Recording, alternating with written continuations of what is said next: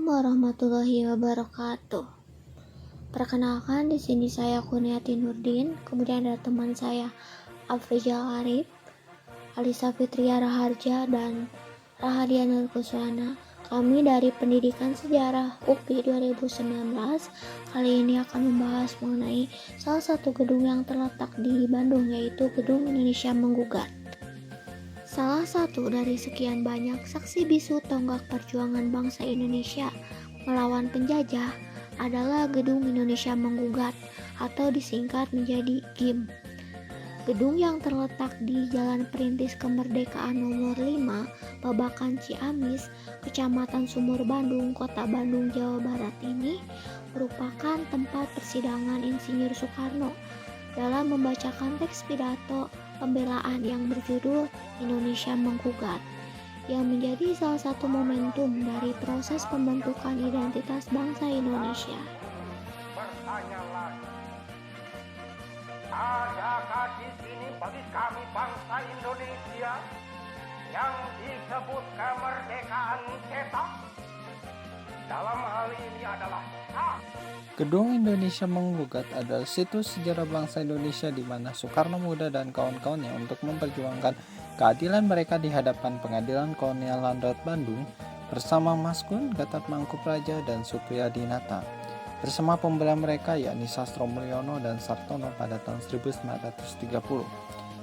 Pada awalnya gedung ini merupakan suatu rumah milik salah satu ekspatriat Belanda dan direnovasi oleh pihak aparat pemerintah kolonial pada tahun 1900 dan diresmikan menjadi pengadilan negeri pada tahun 1907. Gedung ini juga menjadi pengadilan kolonial yang setingkat landrat atau pengadilan inlander atau pribumi dan orang asing non-Eropa. Gedung ini merupakan suatu sejarah bagi pemimpin PNI yaitu Soekarno dan bersama kawan-kawannya yakni Gatot Mangkupraja, Mas Gun Sumardirja, dan Supriyadinata. Pada tanggal 22 Desember 1930, sekitar pukul 9 pagi, menjadi salah satu momentum bersejarah bagi perjuangan rakyat Indonesia untuk memerdekakan diri dari penjajahan Belanda.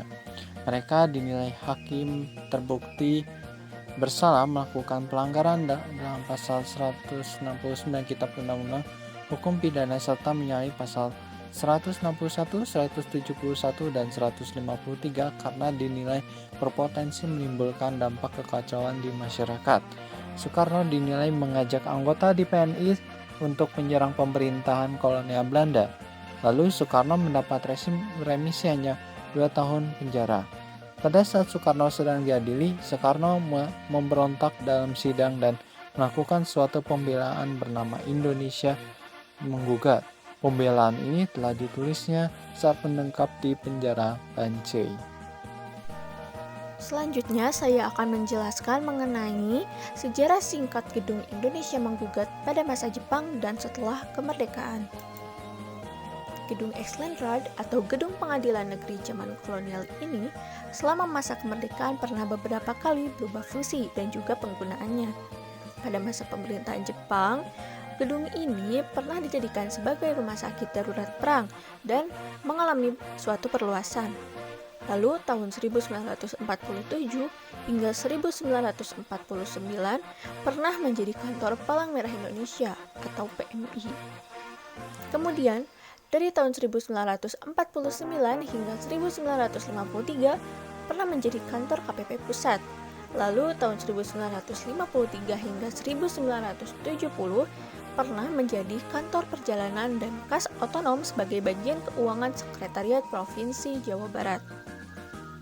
Alasannya dikarenakan bahwa sebelum Gedung Sate dijadikan kantor pemerintah Provinsi Jawa Barat, terlebih dahulu Gubernur Jawa Barat atau Pemprov masih berkantor di bangunan depan Gedung Exlenrad yang sekarang digunakan sebagai kantor Dinas Pengelolaan Sumber Daya Air atau PSDA Jabar. Maka di Gedung Exlenrad inilah terdapat Sekretariat Provinsi Jabar. Saat itu gubernurnya dipimpin oleh Gubernur Mas Hudi. Gedung Indonesia Menggugat pada masa reformasi hingga sekarang.